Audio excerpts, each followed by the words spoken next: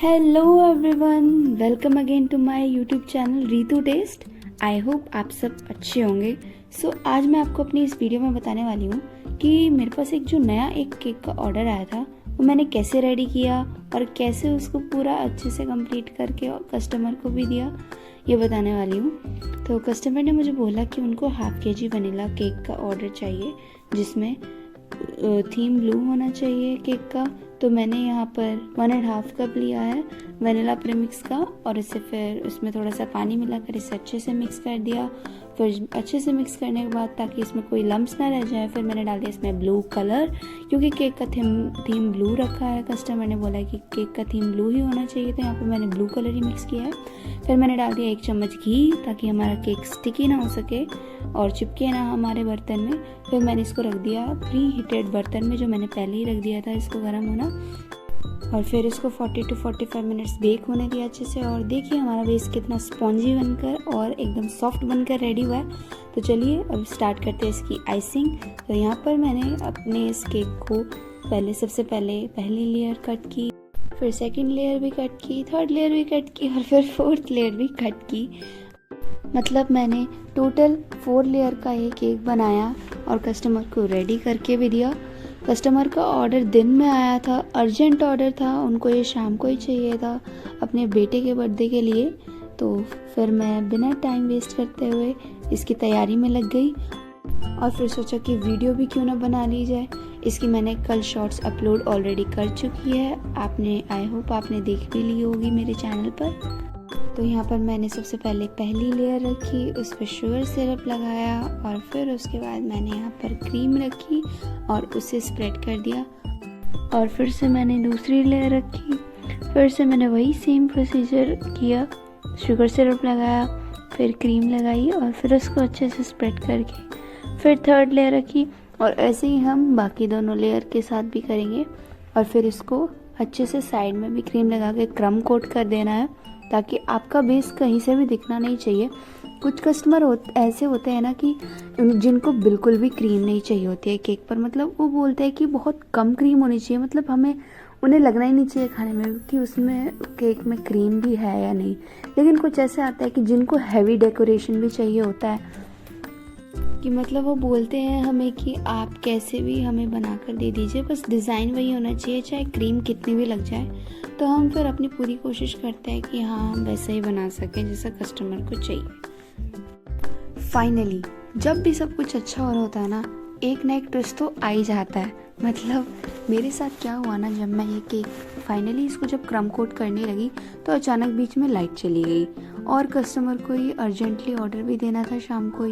लेकिन फिर मैंने थोड़ा वेट किया कि लाइट आती है या नहीं आती है, क्योंकि केक बनाते टाइम ना क्रीम के लिए आपको फ्रीज की बहुत ज़रूरत पड़ती है। क्रीम को सेट होने में टाइम लगता है, और जब आप डिज़ाइन बना लेते हो तो तब तो बहुत ही टाइम लगता है कि वो ताकि आप जो डिज़ाइन बनाते हो क्रीम पर या कुछ भी, उसको क्रीम से कवर करके भी रख देते हो, तो वो क्रीम मेल्टेड ना लगे और अजीब सा ना लगे डिज़ाइन।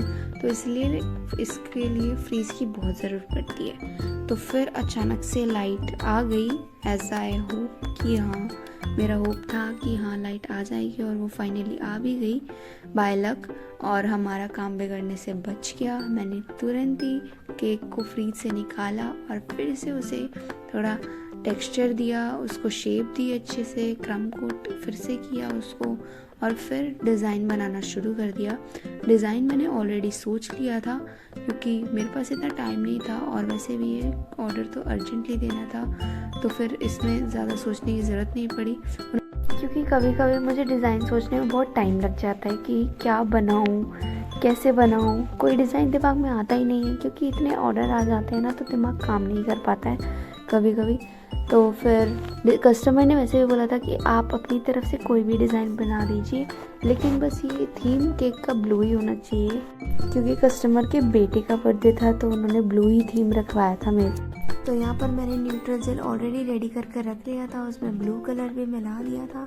फिर मैंने उसे पाइपिंग बैग में डाल कर केक के ऊपर स्प्रेड कर दिया, अच्छे से ड्रिपिंग कर दी साइड में।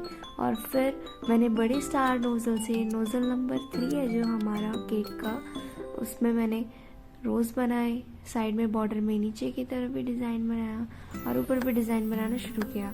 यहाँ पर मैंने ऊपर फ्लावर्स बनाए हैं सिंपल वाले। एक्चुअली मैं डिज़ाइन कुछ और ही सोच रही थी और बन कुछ और गया। मतलब मेरे से थोड़े फ्लावर्स ना बड़े बन गए थे। मैं सोच रही थी कि इसका कुछ अलग डिज़ाइन करूँ, लेकिन वो बन ही नहीं पाया। तो फिर जैसा बन गया, फिर मैंने सोचा कि इसको थोड़ा सा तो सही करना पड़ेगा। फिर मैंने पूरा ही कवर कर दिया इसको फ्लावर से।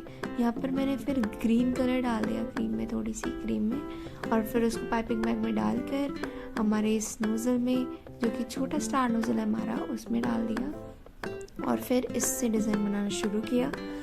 ग्रीन कलर से ये थोड़ा अच्छा नहीं लग रहा था। मैंने सोचा कि सिर्फ ग्रीन ही करते हैं शुरुआत में, लेकिन फिर इससे थोड़ी फिनिशिंग नहीं आ रही थी। तो फिर मैंने क्या किया, पिंक कलर भी थोड़ा सा क्रीम में मिलाया, उसको पाइपिंग बैग में डाला और फिर इससे भी डिज़ाइन बनाया ताकि इससे और फिनिशिंग आ जाए और थोड़ा केक और भी अट्रैक्टिव लगे देखने में और अच्छा भी था।